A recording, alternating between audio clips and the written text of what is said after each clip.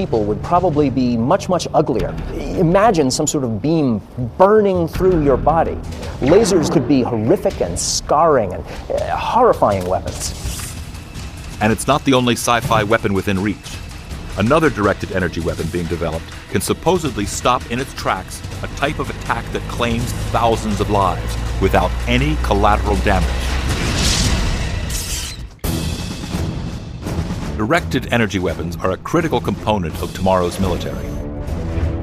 And one weapon in development might prevent the type of attacks that have claimed thousands of lives. Mosul, Iraq, April 10th, 2009. A truck is heading down a long road leading towards the sprawling, forward-operating base Meres, the main U.S. military base in town. Unbeknown to Iraqi security forces patrolling the checkpoints along the route, the truck is packed with 2,000 pounds of explosives. The truck passes through a number of checkpoints. Then, as it approaches the final checkpoint, it picks up speed and barrels through it. Iraqi forces open fire on the truck, but the driver keeps going. Just outside the main entrance of the base, the driver detonates the explosives. The blast kills 5 American soldiers, 2 Iraqi security personnel, and injures 70. Lethal force didn't work. The suicide bomber was still able to carry out his mission. Stopping these types of attacks without using lethal force is something innovator and entrepreneur Pete Bitar is working on. He's developed an invention called the Zapper, a directed energy weapon for paralyzing ground vehicles. It's easy to create weapons that kill. It's also easy to create weapons that project energy, but finding one that has an effect without killing is also very difficult. We thought maybe this was time to create systems that stop without having to kill and eliminate collateral damage that way.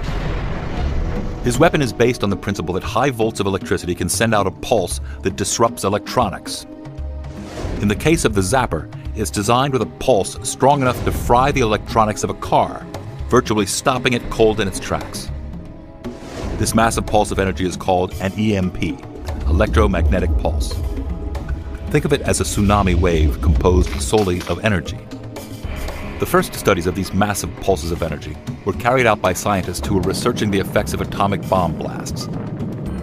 The familiar flash of light of an A-bomb is only part of the massive energy being released. There are also radio waves, microwaves, X-rays, and gamma rays being emitted. And the force of these waves racing through the atmosphere can be as destructive as a bomb. In July 1962, a 1.44 megaton nuclear bomb detonated 250 miles above the Pacific Ocean, called the Starfish Prime Test, caught even scientists by surprise, as the electromagnetic pulse it generated was much larger than calculated. It was felt in Hawaii, more than 800 miles away from the detonation point, knocking out about 300 streetlights and setting off burglar alarms. For the Zapper, Bitar is trying to take this same principle and miniaturize it, using a generator and a high-capacity transformer. What it allows you to do is stop the vehicle safely, gradually, by killing its engine. Guards at checkpoints would then have a non-lethal option to deal with incoming vehicles without having to fire bullets. The theory is intriguing, but can it really work? Bitar has agreed to test his invention for the first time ever on television.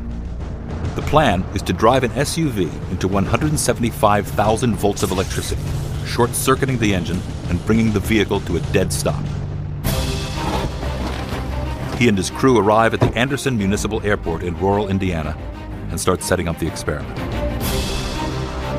This is all kind of prototypey at this point. We have never done this with a vehicle moving at any speed. This is the main core system here. This is what we call the car zapper. The zapper is designed essentially to create a high voltage pulse through the vehicle, again disrupting the electronic ignition. The voltage for the zapper will run through 2 plastic emitter holders. They will fire 4-inch long lightning bolts directly at the car as it passes by. These lightning bolts are so small and fast, they are nearly invisible to the human eye.